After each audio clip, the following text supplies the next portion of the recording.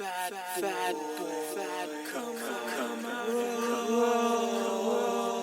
know we had to do a podcast, right?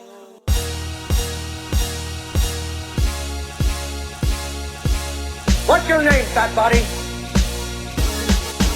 Of course you were looking food. What the hell? I'm not fat, I'm big boned. I'm gonna eat it. You owe me for one jelly donut! Fat motherfucker. Listen to it. My wife said no one's gonna listen to us. I've got bigger titties than you did! Bullshit, because nobody fucking had geese back at that point for a bigger guy. I'm not everyone's cup of tea, but I might be somebody's shot of whiskey. You can't think about, hey, I need to lose 100 pounds, and think about winning that day. Fucking, I want a cheeseburger and a milkshake. Yo, what up, fat dudes? How about that fucking intro, man? It's fucking long time coming. And my boy Santiago Skillz hooked me up with that fucking fire ass beat. I love it. I'm in love with it.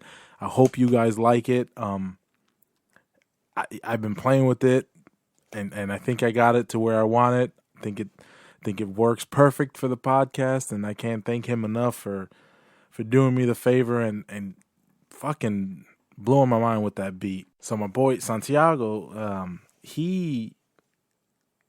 So, I guess when I started working in engineering, he worked at the same company, and we linked up. He's a couple years older than I am, and I was 24, so he was about 27. So we were chill. We got real close. We were familiar, and he was a DJ. I mean, obviously, fucking producer, man. He's sick with fucking beats. And man, there's some beats that he's done that I wish he would release just because they're that fucking good.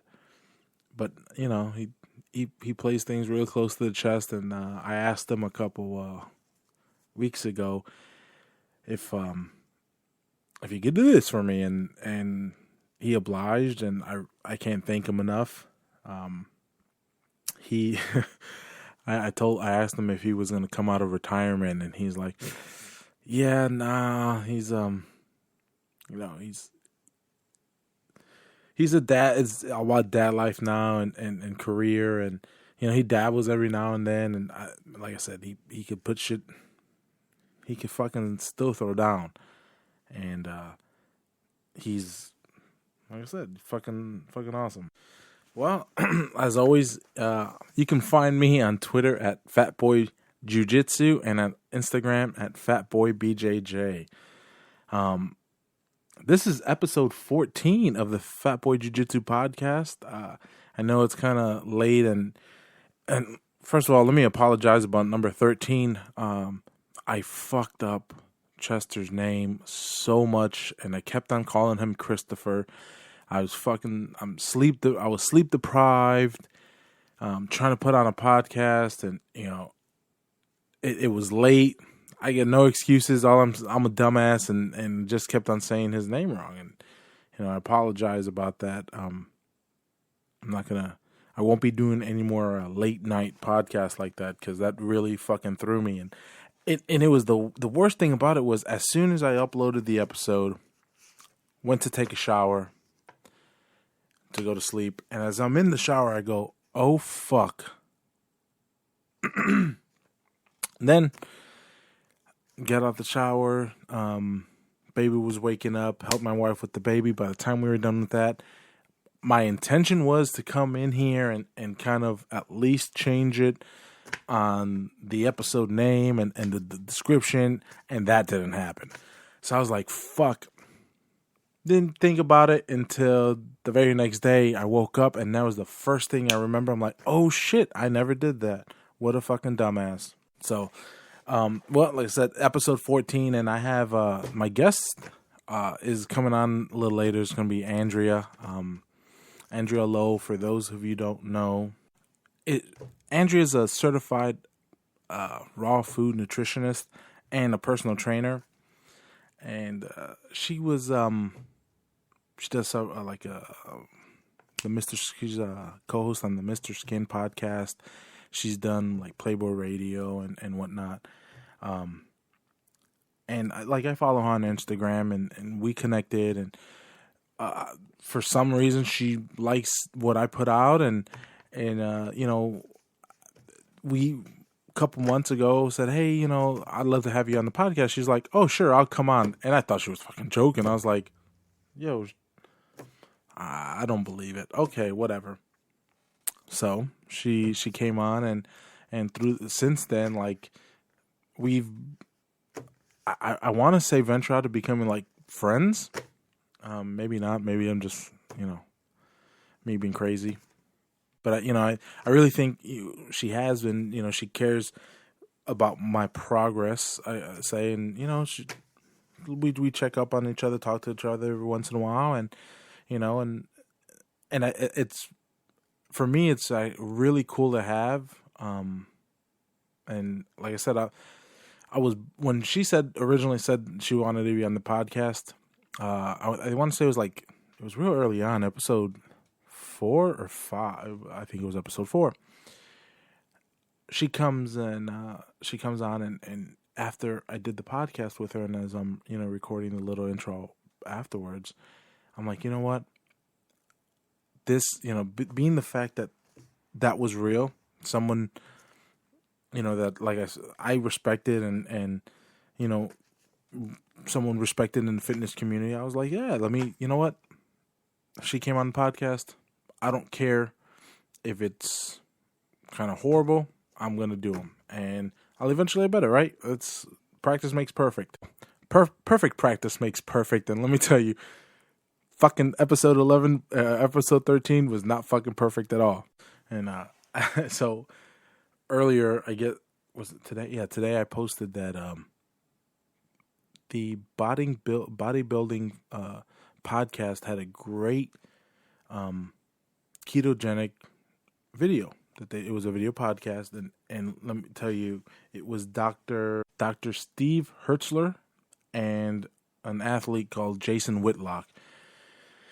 And it was a great intro to keto and talking about a little bit about the science. There's about science about the diet. I really suggest you go to my Facebook page and just click on it. You don't have to go to my Facebook page if you don't want. Just go to YouTube.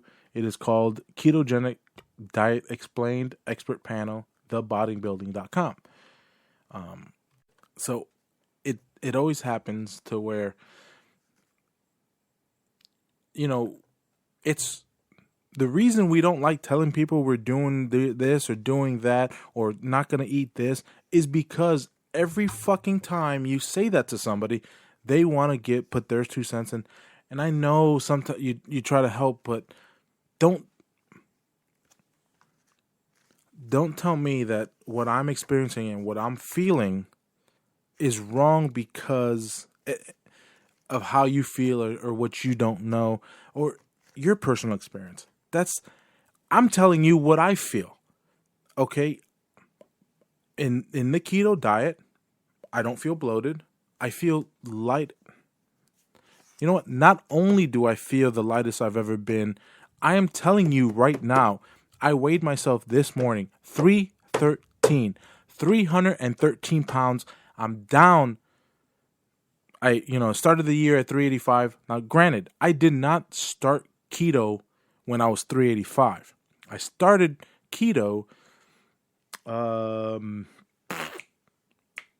the end of June. All right.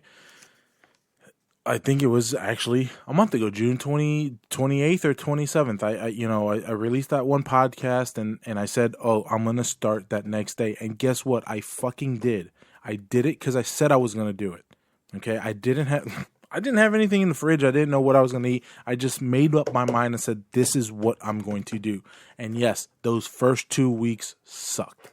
And that first jiu-jitsu practice after, the 3 days into keto sucked a big bag of dicks. I feel way better now.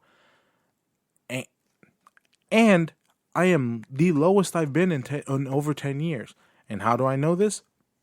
Well, first of all, I fucking know this. But even when I've been, on a zone or on a paleo diet, I haven't been this low. I told you guys, 320s is when I started ballooning back up. And, the amount of times I've went down from 360 to 320, I've probably lost in total a good 400 pounds. Just the way I've fluctuated, and I've been fluctuating. But right now, I don't ever feel hungry. And I was always hungry. I was always fucking hungry when I was on a paleo diet. But that's my experience. You may have something different. Go find what works for you. I know it's hard. And here's the thing. I'm telling you, or I'm suggesting you go find out what works for you. You've probably already tried several diets and they don't work. You don't feel fulfilled. You're always you don't feel satiated. You're always hungry. You always want to snack on things. And to be honest, I don't ever really feel like I need to snack on stuff. The problem is I'm like, shit, I have to eat because I have to get my fat macros. And one thing about that video is, the first 2 weeks of keto, I was really good at tracking what I was eating. And as soon as I got it, I was like, okay, well, this is good. This is good. And I kind of stopped. And after watching that video, I'm like, you know what? I need to watch and not just watch, but I need to get better because last week, I don't think I've been eating, the 203 grams of fats that what my macros call for. But the best thing right now is having, I think, my friend at work, my coworker, to me, it helps. Because I'll shoot her a recipe and I go, oh, look. And last night I made some fudge and I shot her. She goes, and she told me she made some ribs, fucking smoked, and coffee. And I was like, what? And she told me they're fucking delicious. She's like, that she's gonna save me some ribs because I'm driving up to Orlando this weekend to see Combat Night Pro Show number 3. See my boy Jim the Beast Allers fucking fight. Excited. The last time I saw him fight was this time last year when I that same fucking picture, the picture I posted yesterday of me in that Bears jersey at the top of the Sears Tower. I was there because I was he was fighting on the Shevchenko, was it Hollyholm Shevchenko, the UFC fight night card. I'm looking at the fucking poster right now, but it's actually blocked. But I believe it was Holly Shevchenko. Hold on. That night,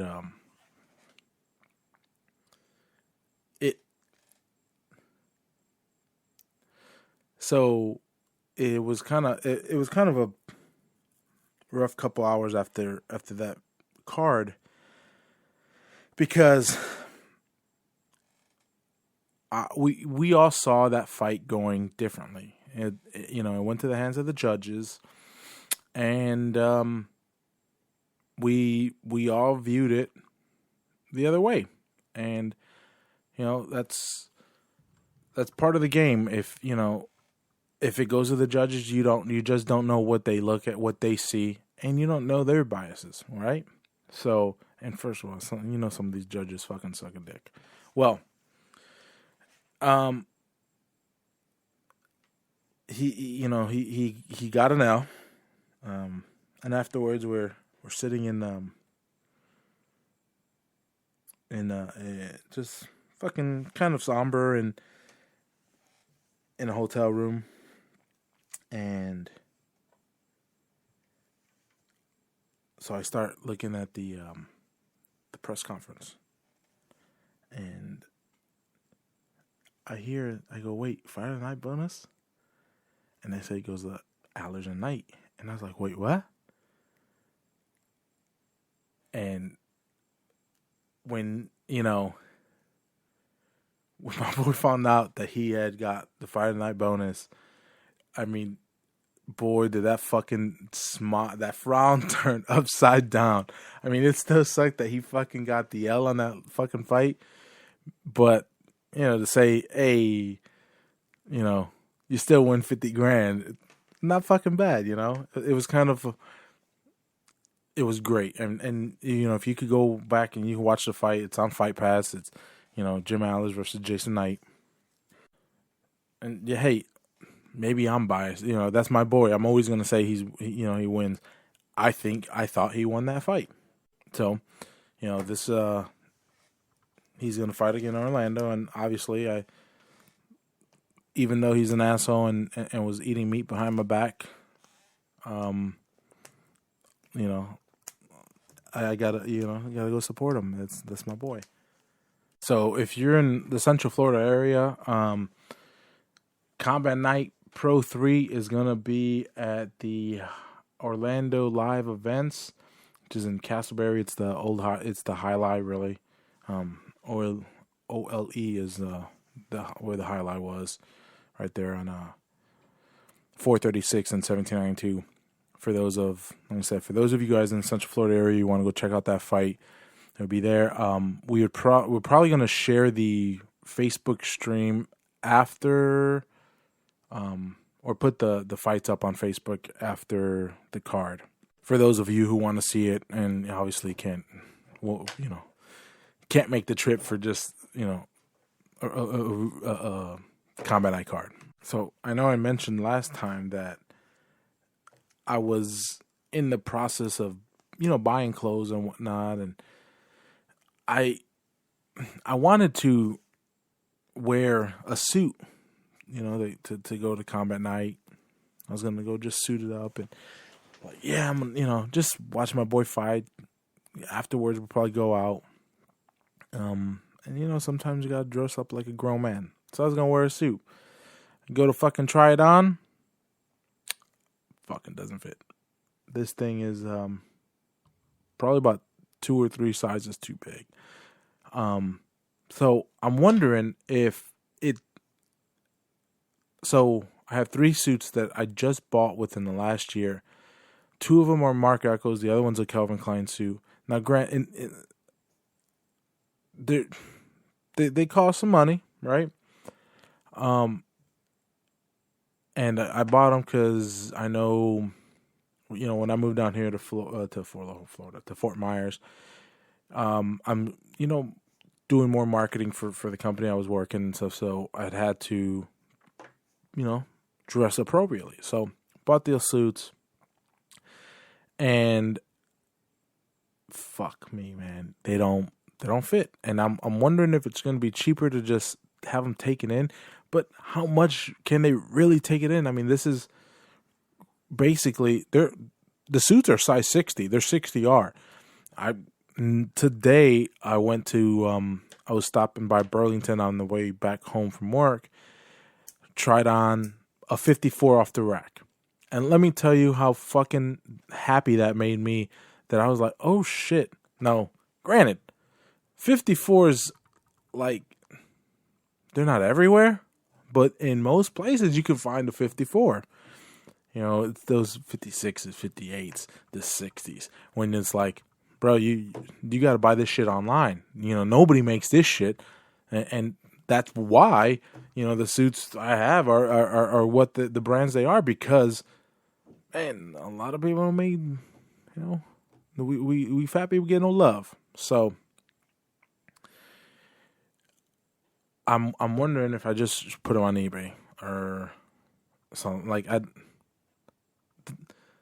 donating shorts, jeans, and stuff like that, I will. When it comes to suits, man, I don't know. Like, it's not like it is a $20 or $30 pair of jeans. It's fucking pricey. So we'll see. I got to figure out see maybe if they can take it in, because I don't know.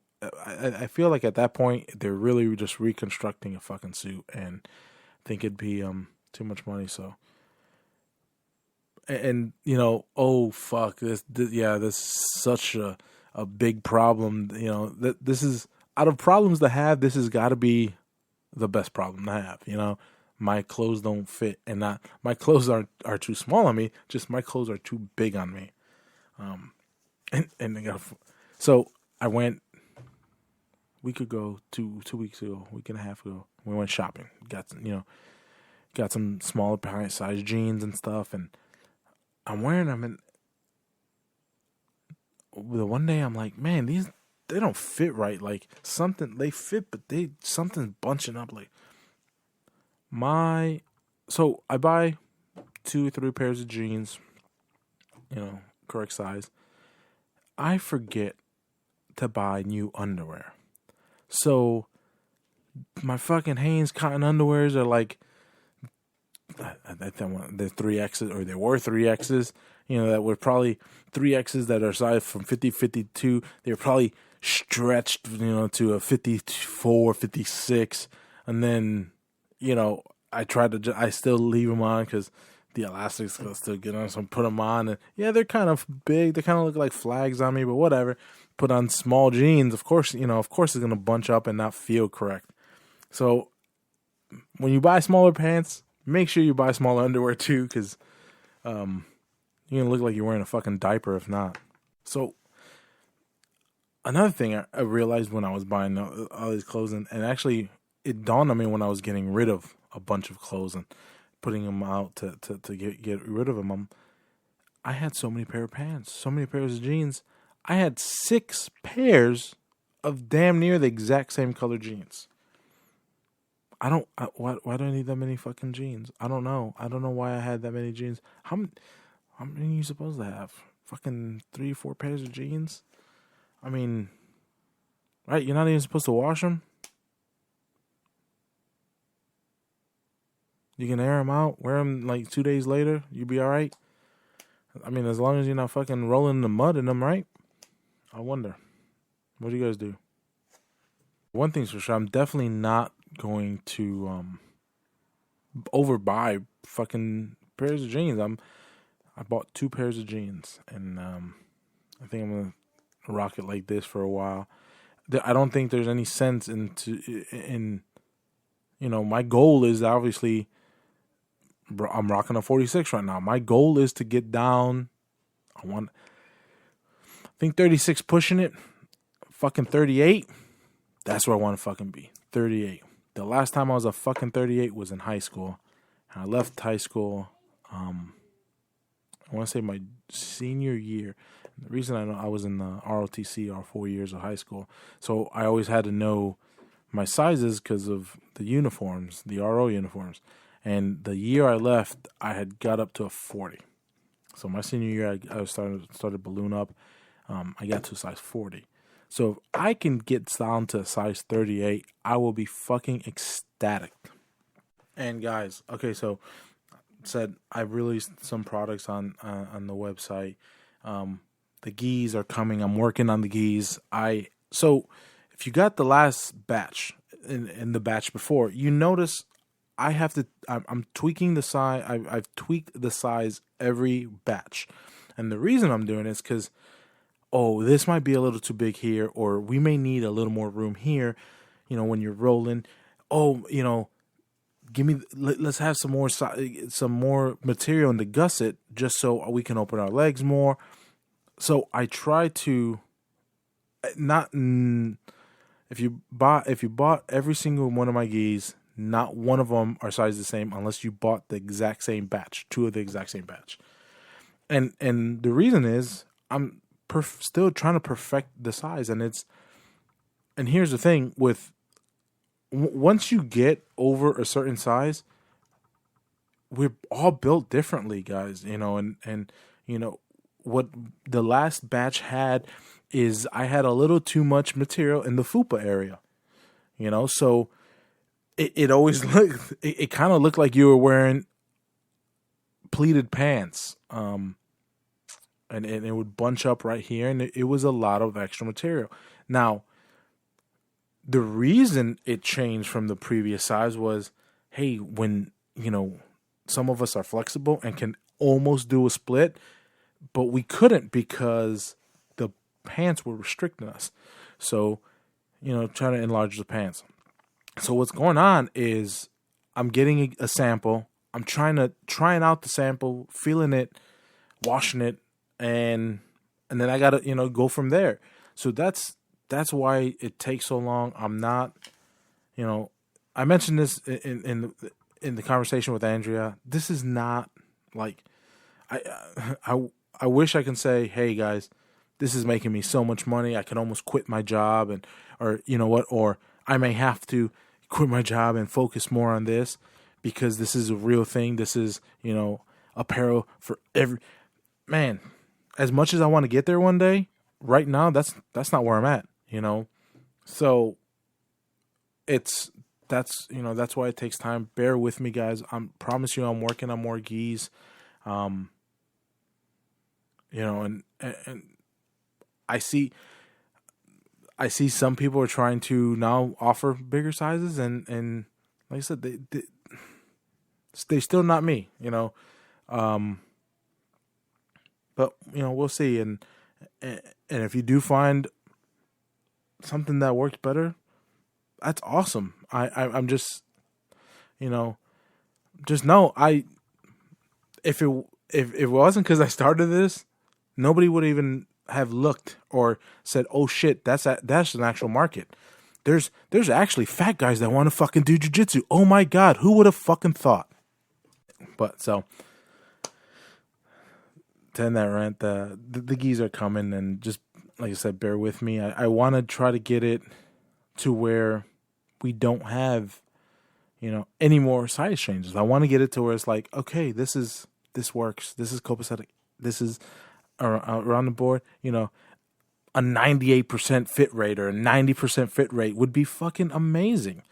That way, what to expect. I know what I'm putting out for sure, that it's going to fit, pretty much everybody, and that we've arrived, and that's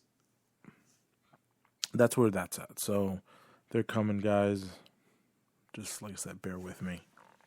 So like I said earlier, the guest today is my friend Andrea Lowell. Her Instagram is Superfit by Andrea. She's a certified raw food nutritionist and a personal trainer. She does offer an 8-week raw nutrition course. If that's something, I do suggest, if that's something you're looking into, go ahead, try it. Give her a call. Let her know.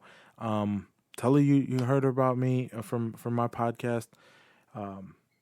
She's someone that I feel I can trust. So if that's something you want to do and you want to look into a raw nutrition, a raw food nutrition based diet, by all means go.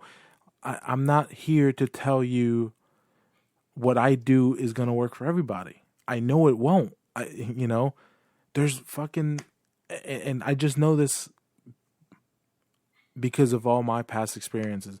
And I somebody asked me, oh, well, from my experience, or told me from my experience. And it's, well, listen, dude, if you've been looking, if you've been watching me, and if you've been, before Fat Boy became Fat Boy, which, by the way, 4 years ago yesterday, congratulations, thank you guys. We've been doing this for 4 fucking years. This is amazing. Let's do it another 4 and extrapolate from there. But, before that, there was a heavy jiu-jitsu guy blog, and that was me. And most of you guys have found me through that blog because I want to say 6 or 7 gis I had bought all in the around the time, so I can try and figure out what would fucking work for me. And you can look at the pictures, and none of them fucking worked.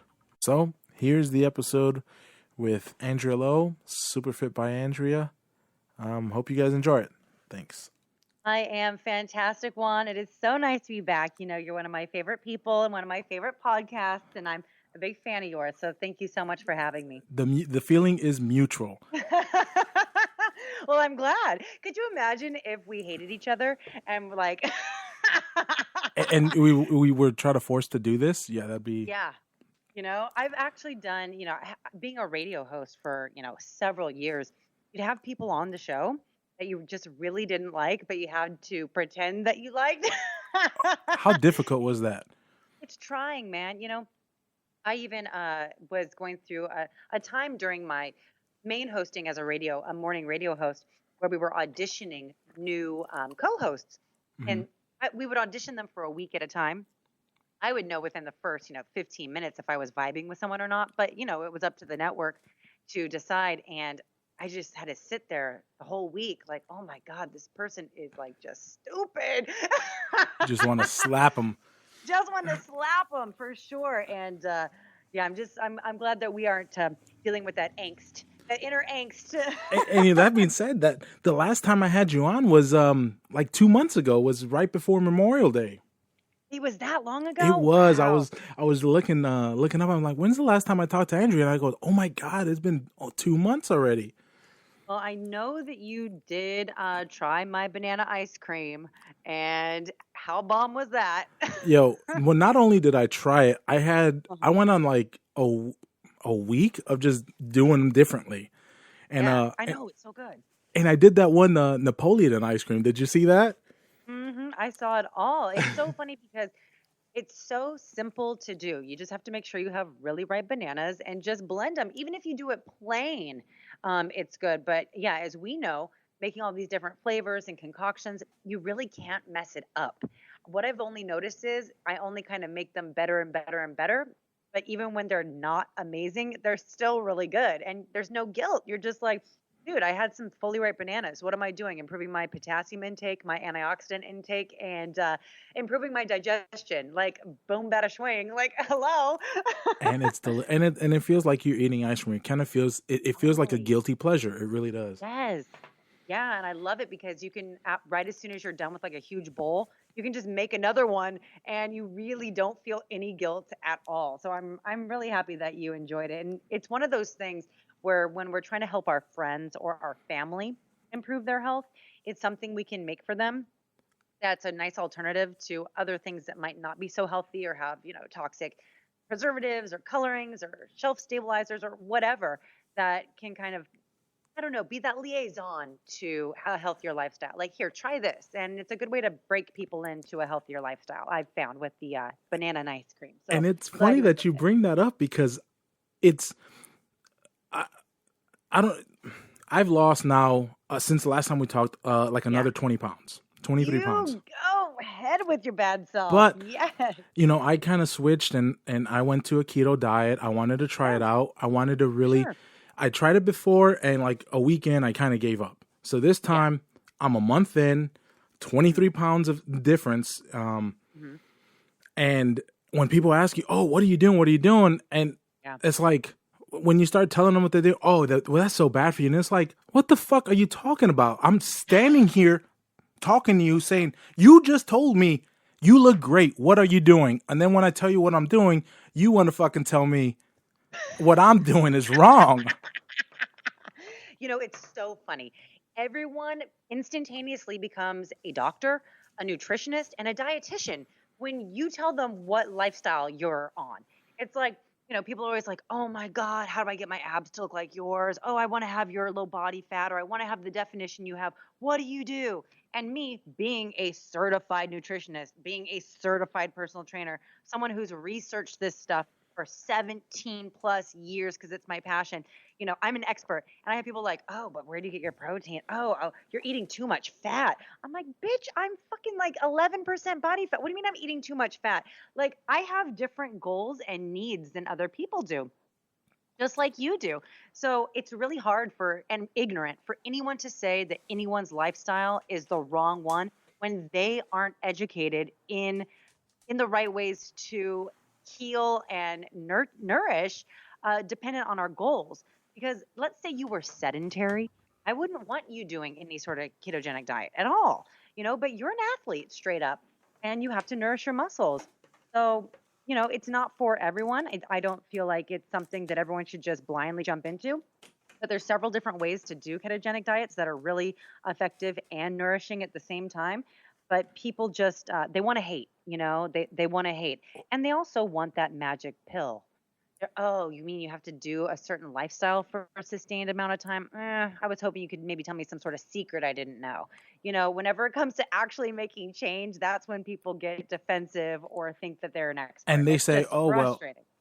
I'm going to do it for this time. And then I'm going to go back to, they have, it's like no discipline, or they don't look at it as a lifestyle. It's okay. It's only for this amount of time and then I'll be fine. Then I can eat how I'm eating now.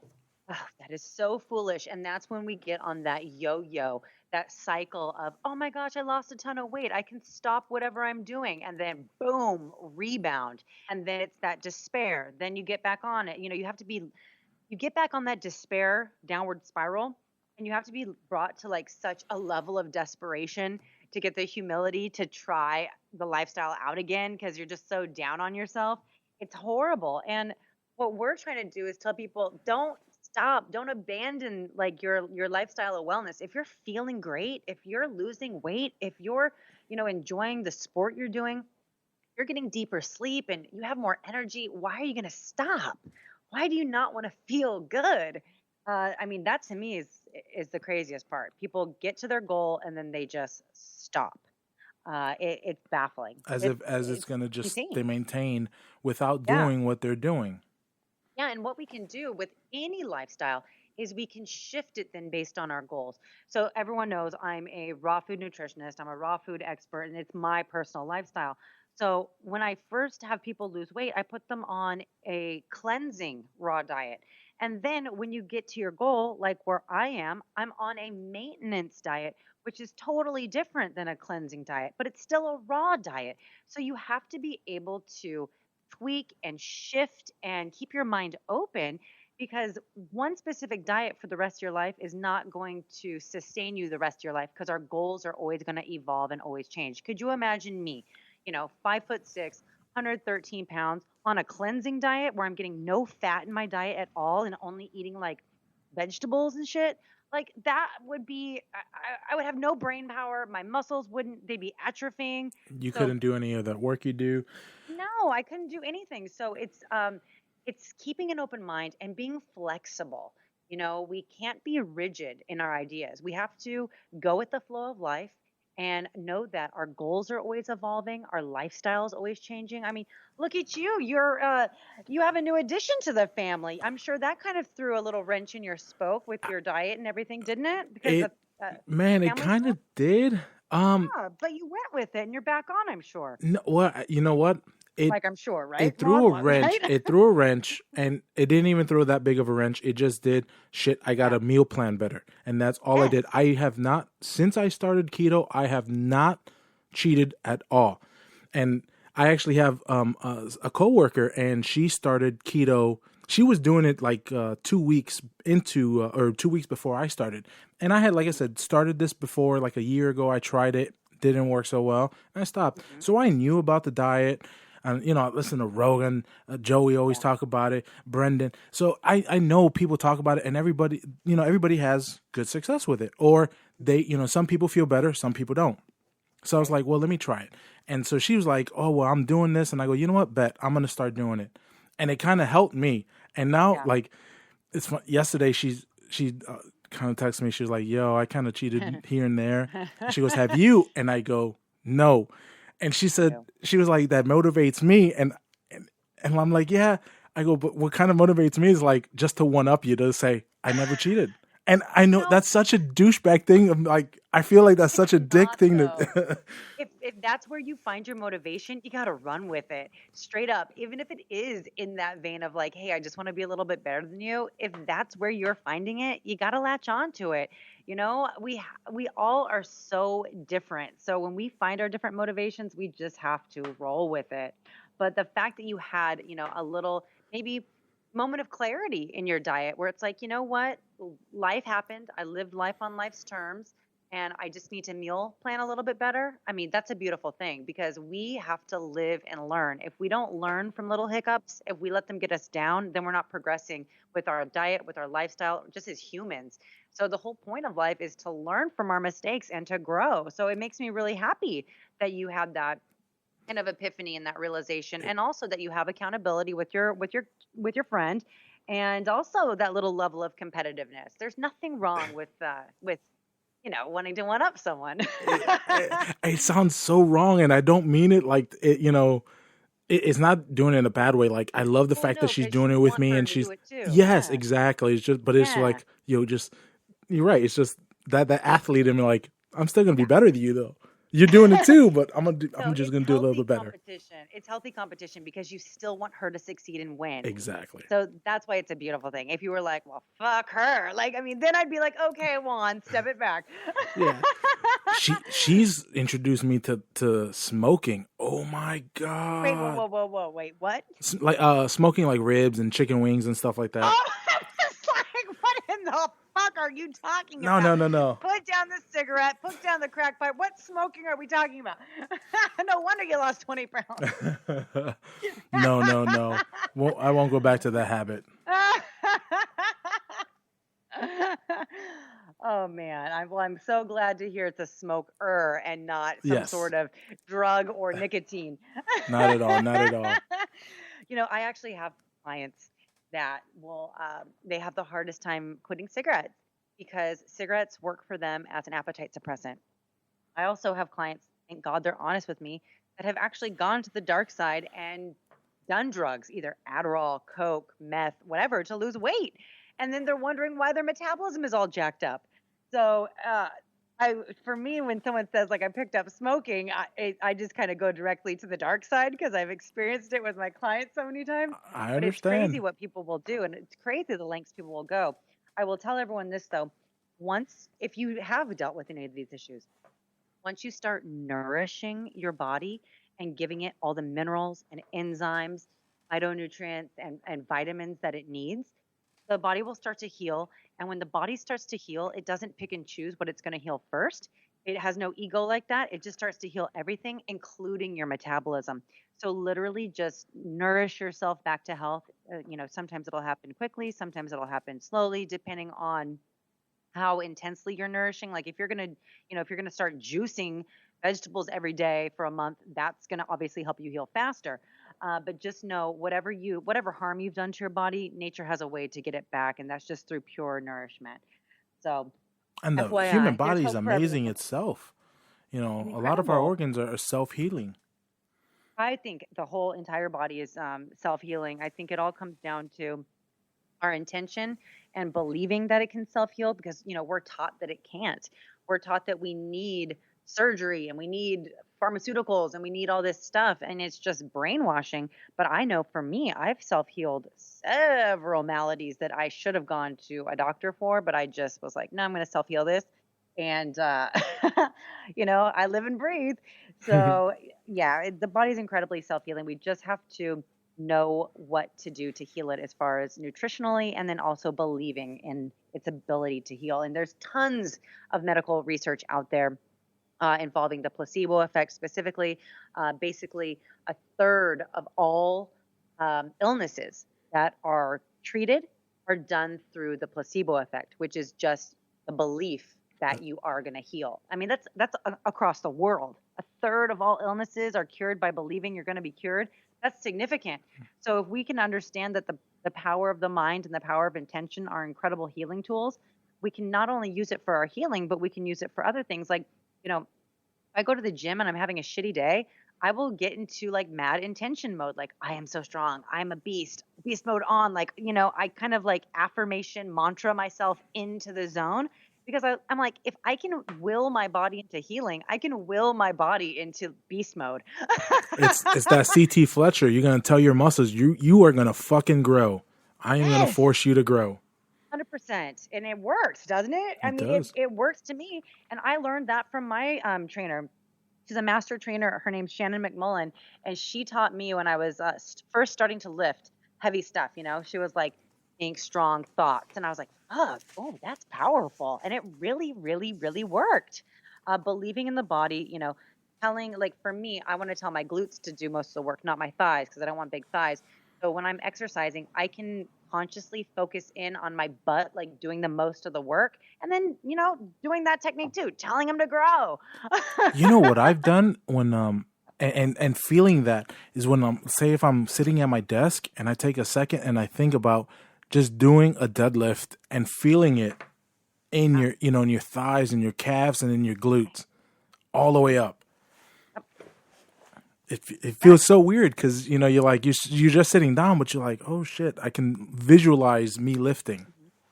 Absolutely. And I actually teach visualization to my clients. And this was something I learned from, like, this is so random, but tennis star Pete Sampras, his coach was my sister's tennis coach. And when my sister was like 7-8 years old, he was teaching her the power of visualization to ace people out on serves.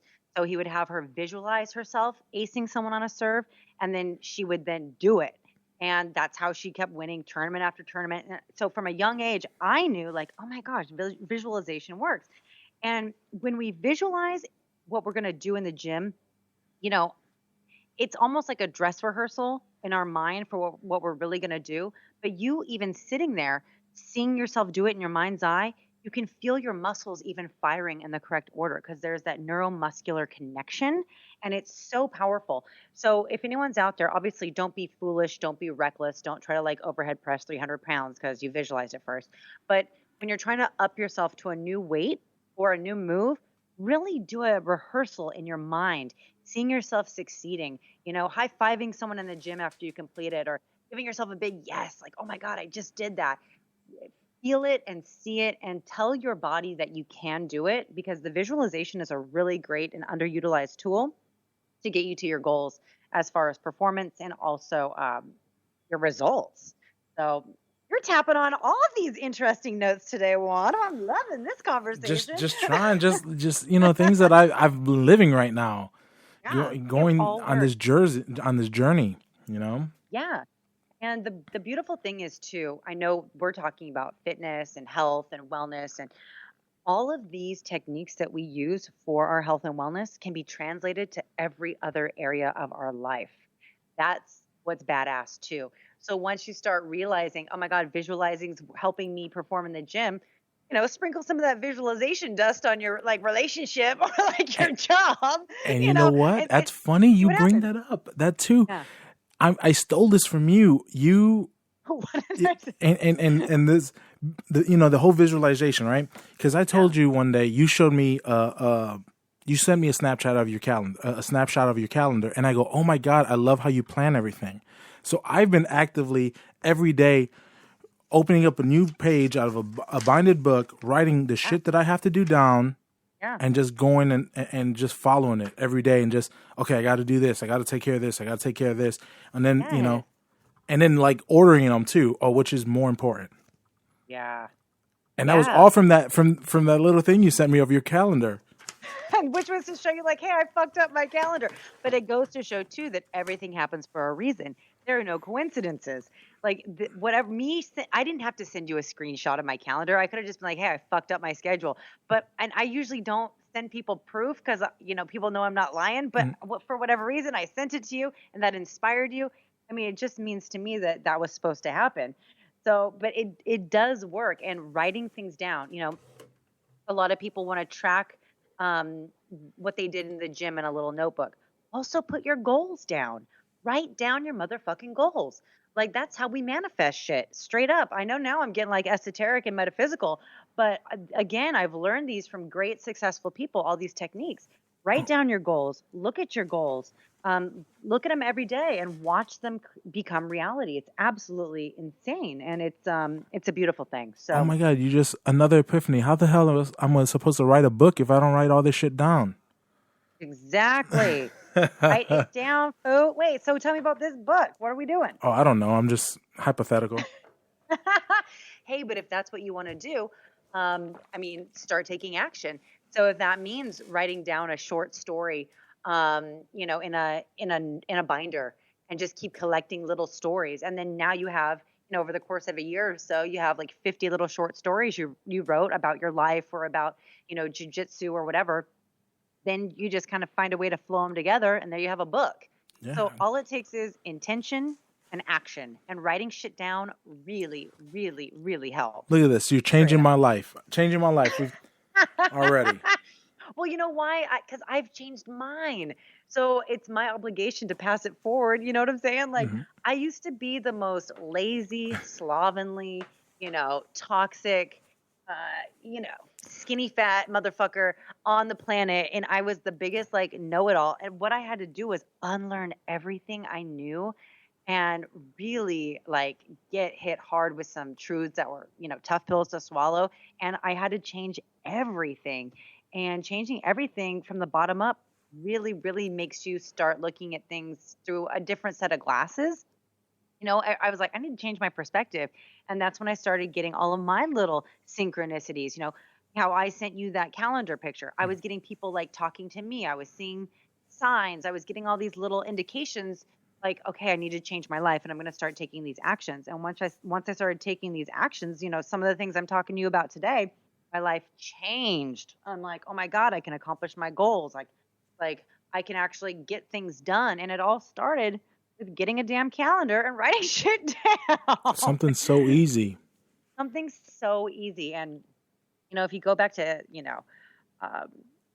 not ancient times, but people who knew how to get shit done, our ancestors before us, they were big into, speaking things into existence, writing things down, and then watching the miracles just kind of unveil themselves and your reality kind of manifests through your written and spoken intention. So it's really important that we do think strong thoughts, we say strong things, and we take strong actions if we want strong results. So always be positive about yourself. We're all going to have bad days at the gym. We're all going to have bad days with our diet, but don't get trapped in the, oh, fuck, I suck. Oh my God, I'm such a bad person. Oh, I have no perseverance or I have no willpower. It's like, no, you fucked up. Who cares? Move on. I am dedicated. I am a good person. I can hit my goals. I had a little tiny setback. I'm now on the path forging forward. So what you think and what you say are really indicative of how you act. So that's really, really important, as well as taking action. So I think you're doing all those things. I am, and people tell me that I'm helping them, and that is, Andrew, seriously, I don't this thing. I'm not doing this thing to make any money, or I'm just, the fact that some people have told me, listen, this helps me. It's like, okay, I'm gonna do it, and I like doing it. Absolutely. And that's what we're here to do. We're here to help each other. And the beautiful thing is you're so honest and, so am I. And it's like, we can share. I have no problem sharing when I mess up. I have no problem sharing my imperfections. There are some people especially on social media and in fitness who only want to share their super skinniest pictures or their super leaned out stuff, but they don't want to share how they got there. What are you eating? How are you exercising? What is this? It's like you and I, we both show what we're eating. We show our personal stuff. We show the work we're doing, and we're sharing it with others because we want others to find what we have, and also know that you don't have to be limited to those boxes.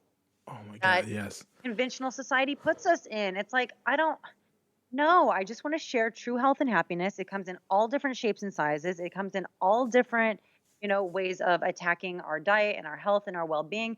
We just have to find what aligns with us and stick with it. I completely agree because some people are fucking allergic to peanuts. Right. Not everything's gonna work for everybody. It's not a one size fits all. Everybody you have different genetic makeups, and shit sometimes just doesn't work for you, and that's it. Yeah, it's so true. It's like the first thing I studied, and sorry if I've talked to you about this before because I never remember what we talk about because we just talk. We go everywhere, right? I know we go over. I love it. When I first started studying health and wellness, the first book I looked into was Eat Right for Your Blood Type. And I learned that me as an A positive blood type should not be eating any meat. That's me as an A positive blood type because I don't have the blood type antigens to properly break down meat enzymatically and whatever else. Really? But that's not, yeah, but that's not to say type O's aren't designed to eat some meat. You know what I'm saying? Of course, anyone can be plant-based at all. I mean, like I can take anyone plant-based. That's not a problem. But certain people's blood types do have the blood type antigens present to help break down meat. Mine don't. So no wonder I feel so much better when I don't eat that stuff. And when I do, I get sick. It makes perfect sense. But, you know, being very well versed in a plant-based diet, I can do a completely raw vegan ketogenic diet if I want to. And I actually do eat. Probably, I was just discussing this with one of my really great friends who's also in phenomenal shape. He's like a walking, living Superman. I eat probably like 80% raw plant-based, fats, like on a daily basis. And it just goes to show, eating for your goal, eating right for your blood type, eating right for what makes you thrive, what's not giving me brain fog, what's not giving me, just general lethargy. What's like right now, I feel alive. I feel so excited to talk to you. I feel like we're having a really high energy conversation. I've had no coffee today. It's like, this is just me on the nutrition I've had. So we just need to know exactly what our goals are, a little bit of background about ourselves, what aligns with our beliefs and what aligns with what vibes with us, like what feels right. Okay, I like the sound of that. I like the sound of that. And then just making a plan of action and moving forward with it. That's it. And that, you know what though, that step is always so hard. And then sometimes you plan so much that and you don't act, and you spend so much time planning. Yeah. It's like, there's this overwhelming fear of success that people have. I wish I could figure it out, but it's like people want to change so bad, but they fear the change even worse than they want to change. And I have so many personal training clients in my life that are just sick and tired of being sick and tired, and they will not change their fucking diet. And it's like, but they're miserable. And they do all this meal prepping and this planning and this calorie counting, none of which I'm suggesting, by the way. They're listening to this person, that person, this person, that person. And it's just like, I don't even want to hear about your fucking bullshit anymore. Like, I just tell them, like, I don't want you to complain to me one more time about the way you feel or look when you won't take some suggestions to actually get to your goal. It's really fucking easy. So to me, what I'm hearing is you have a mental or emotional or subconscious roadblock that does not want you to get to your goal. You need to work on that. Like, straight up. Or sometimes they just don't want to stop drinking. Oh, well, that. Yeah. I have a couple of clients who just will not stop drinking. And, I get it. I totally get it.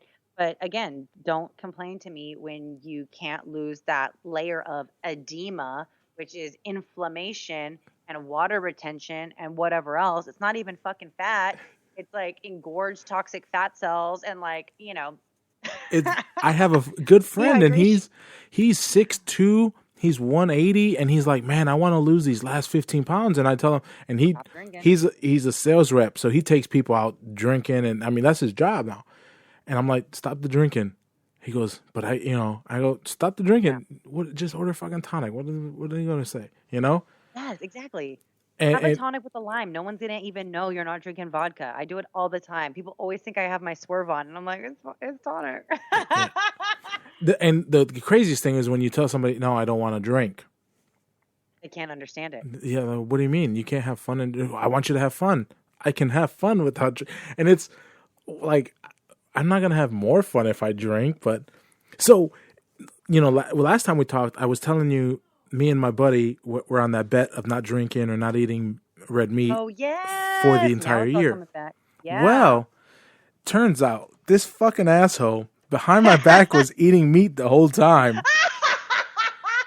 And he needs to pay you and double. So he goes, oh, and then when I brought it up, he's like, I don't remember making that bet. He goes, you should have done it for yourself. I'm like, fuck you, asshole. But it turns out he fights at or he used to fight at 145, and now he's gonna fight at 155. So he was losing too much weight too quickly, and he wasn't putting on. So one of our coaches was like, dude, you need to start eating meat again. So Okay. That's what he says, and his weight's perfect now. But and I'm like, he's like, he wasn't gonna let me know. So I ended up about a month now. I've been eating meat. It actually coincided almost to when I started keto, a couple of days after, and but I still haven't drank, and I kind of don't want to. I like not doing it. Yeah, take it as far as you can, because as we've discussed before, it's going to save you a ton of money. I mean, it's like crazy how much money you save not drinking. It's like absolutely insane. But you're going to feel good, and your body will reprioritize what it's doing. Because when we drink, and I know we've talked about this before, when we drink, our body's first priority is to metabolize off the alcohol, because the body cannot store alcohol. It's biologically impossible. It's, speaking in chemistry terms, it's impossible. So it has to convert it and burn it out and off. It just cannot store. So whenever we drink, our body's first priority becomes getting rid of it. Well, let's get rid of the poison. Yeah. So if we work out, instead of our body's energy going to, oh, I'm going to restore and repair the muscle. Oh, I'm going to give the brain a little love, or I'm going to help the digestion settle down, or whatever. It's like, I got to metabolize off the alcohol. And it's like, you just fucked up your whole workout. Like, you just worked out for nothing, pretty much. So I would say don't drink as long as you can. Keep reaping the rewards, and know that you will 100% keep losing weight. It's one of my secrets. People are, oh, what's your secret? Don't drink and eat more raw food. That's the two main secrets, and drink a ton of water. The water kick is funny because, and on the keto, it's like all I am is thirsty. And all I want is water. I'm thirsty all day long. Yeah. So you should be drinking half of your body weight in ounces of water. And you're a big boy, so that's going to be a lot of motherfucking water. That's a lot of fucking water. That's almost 2 gallons. Yeah, that's a lot but that's what your body needs to sustain, detox, and replenish. I could drown some people in the water I drink. Yeah. your sweat could drown some fools. But yeah, no matter who's listening, just the rule of thumb is your body weight in ounces, half of your body weight in ounces of water. So if you're 200 pounds, you need to drink 100 ounces of water a day.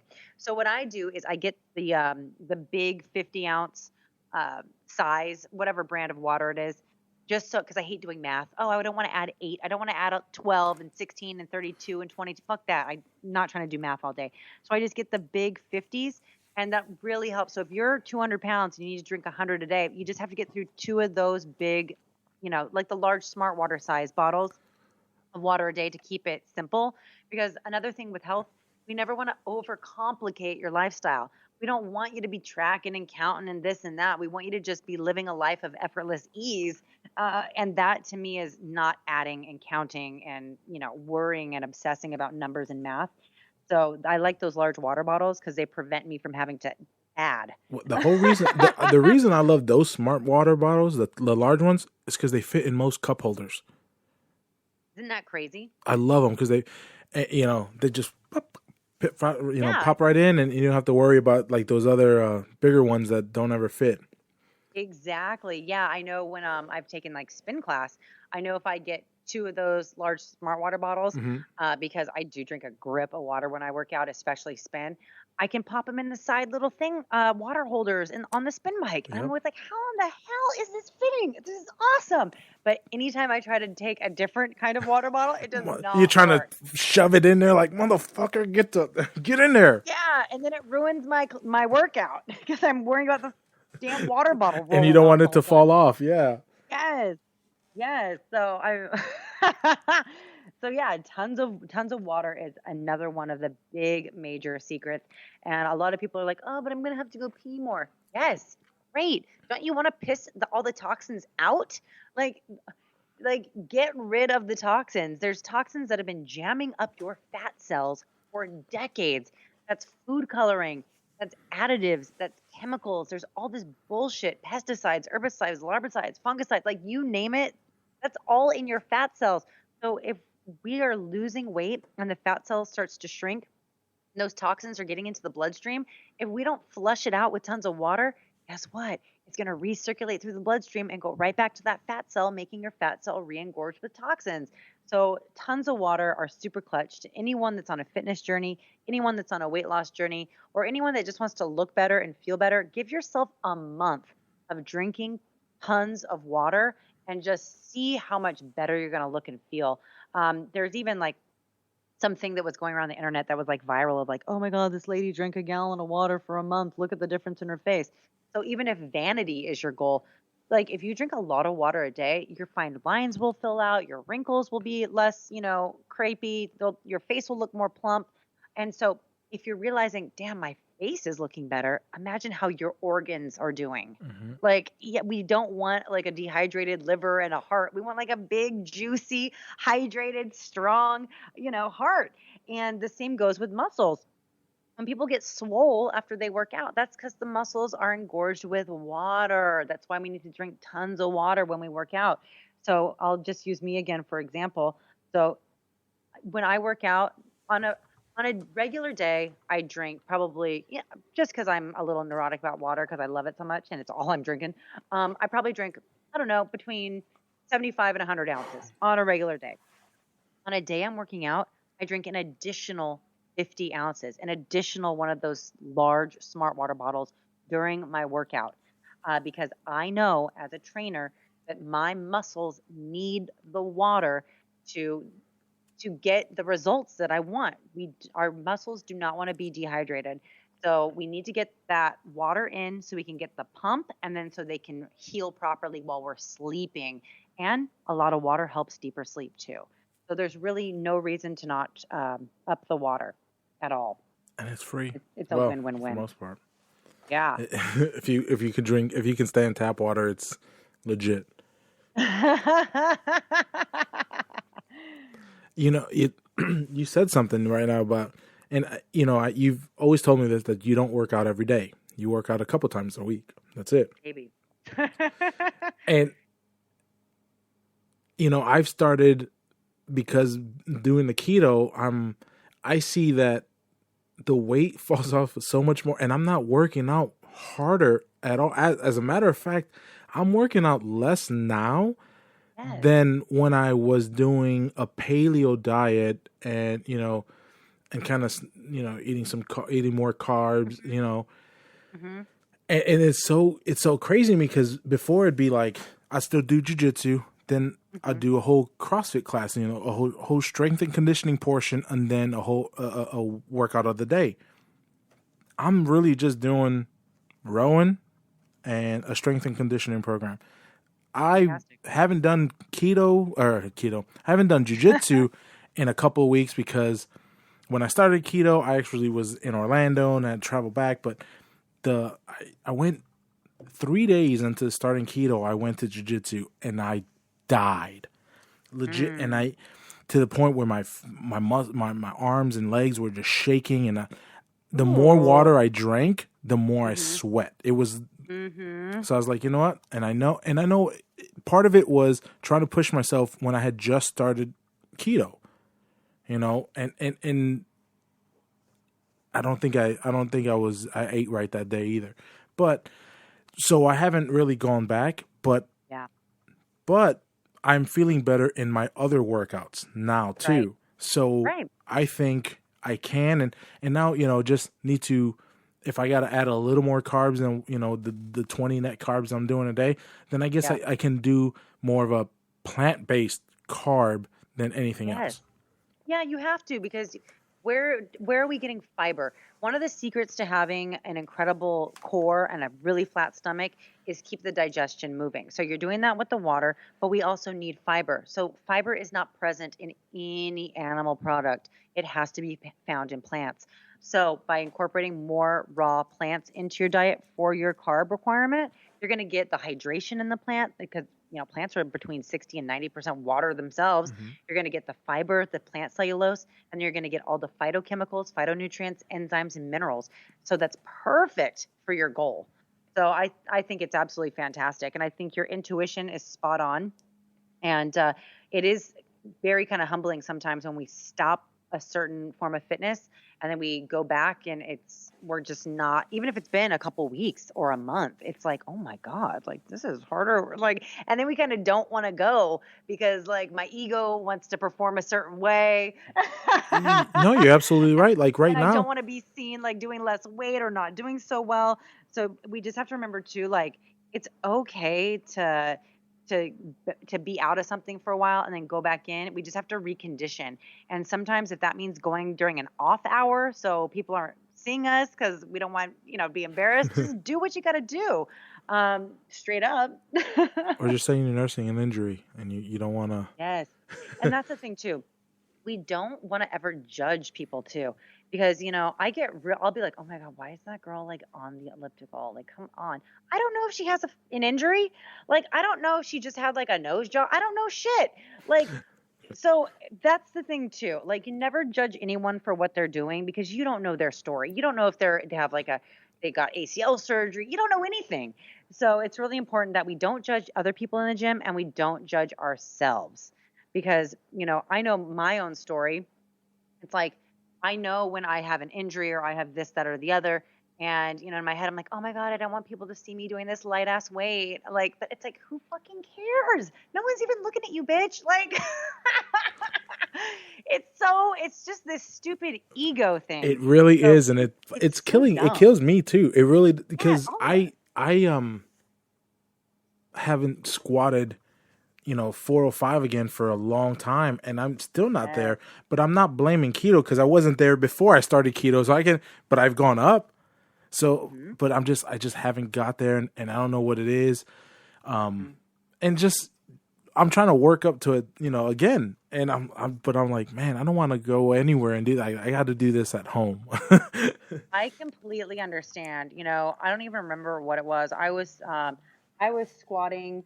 And I stopped and I just didn't want to be seen doing, a lower weight. And I kind of did what I suggested to you. I went to the gym at like 2 p.m. No one was there. Got a little squat rack by myself and I just started light, I started at like literally like 100 pounds, like just to make sure I could still do it. And just did, like 4 sets of 10. And just every week I put a little 10 plate on and just kept going up 10 pounds and 10 pounds. And I'm still on that journey now. I'm still not at the strength that I was before, but I don't care because I know that I can get back there. And I'm the reason I stopped. I'll be the reason I get back. And I hope to surpass my former, best. So, we just have to not beat ourselves up. We have to go with the flow. We have to live life on life's terms, and we have to make the best decisions for us. And also in the gym, we have to know that no 2 workouts are going to be the same. You could go in the gym one day in total beast mode, total I can attitude and kill it. And then the next, week you go and you want to do that same thing and get the same results. It's going to feel completely different because there's so many factors that go into our daily experience, including the sleep we got, the relationships we're having, the food we ate. So no 2 workouts are going to be exactly the same. So we need to lose that expectation that they are. We just have to do our best. That's it. We do our best and we let the miracles and the results happen. And it's funny that you bring that up because I also beat myself up when I'm not, when I don't do as good or better than what I did the last time. I'm horrible at that. I've been posting, like pictures of my rowing times, and I'm like always trying to get better. And then sometime, I think it was last week or the week before, well, it wasn't, and I was just like, damn it. I was kind of upset at myself because I couldn't do as good as I did the previous time. That is natural. Being competitive with yourself is totally fine. It's okay. But we have to make sure it doesn't become an obsession. This is why I don't allow my clients to use calorie count apps because they're like, oh, I got down to 13. Let's see if I can get down to 12. Let's see if I can get down to 1,000. Like, no, that's not the goal. We're not going for the anorexia diet here. But it's the same thing with like times and reps and weights. It becomes a little bit obsessive. So the good thing is once you've identified it and you become aware of it, it really isn't an obsession. You're just now aware that you have this competitive nature within yourself. And being self-competitive can be a beautiful thing. Really just pushing for your personal best each and every time. It's a great attribute to have, but we have to know when to be gracious to ourselves. Like, have I fully recovered? Am I trying to do this if I'm a little bit sore? Do I need a couple rest days? Just take in the full scope of everything to try to figure out maybe why your body's saying, hey, man, I can't go as hard as I went. And listen to your body and figure it out. I'm also thinking maybe you need a little bit more carbs, but I need to play with it. I really do need to play. Actually, I rode about an hour ago. I did a 5x500 on the row, and that last 500 meters, man, I blew 20 seconds. I took off the previous one, not 20, like 10 seconds. Wow. I was like in the 150s. I was killing it. Yeah, it's awesome. Yeah. So just know you are capable of that. So next time, if you don't, who fucking cares? Because you've already proved to yourself that you can do it. And who knows what the factors were going in that day? You were probably perfectly hydrated, perfectly nourished, in a good ass mood. You know what I'm saying? Yeah. The fact that you can is all you need to know. And just remember, no two workouts are going to be the same ever. And on that note, I know you have to go, but Andrea, where can they find you? Where can everybody follow you and find you? For sure. My health and wellness, again, I'm a trainer and a raw food nutritionist. On Instagram is Superfit by Andrea. Also, same on Facebook. If you want to follow me on Twitter, you can do so at the Andrea Lowell. But if you'd like to go to my website, do so, superfitbyandrea.com.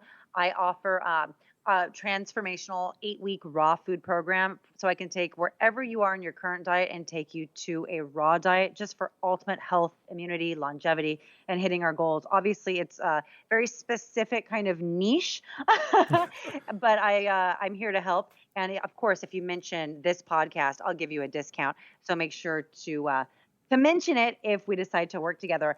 Juan, it's been an honor to talk to you. I love you so much. Great. I love you too. You're a warrior in this world, and I wish there were more people like you to shine their light and experience strength and hope with others. So we'll talk again soon, honey buns. All right, take it easy, Andrew. Love you. Have a great one. Bye. Bye. Hey, what a fun podcast that was. Let me know, what do you think I'm doing? What am I doing wrong? I know there's a couple phrases that I say constantly that I started picking up on, and I'm like, oh shit, I say it. And I don't realize I'm saying it until after I've said it, and I go, oh, you fucking idiot. You need to stop. You can choose another group of words that means the exact same thing, but you keep on going to that, what's familiar. So, like I said, I hope you guys enjoy the podcast. Thank you so much for listening. Thank you for all the supporters who've been with me, pre day one, from like I said, from the Heavy Jiu-Jitsu Guy blog. Thank you to everybody who've supported me. I do appreciate the support. Thank you. And I guess I'll see you on the next podcast, right? Take it easy. Peace. Thank you for listening to the Fat Boy Podcast. Have a nice day.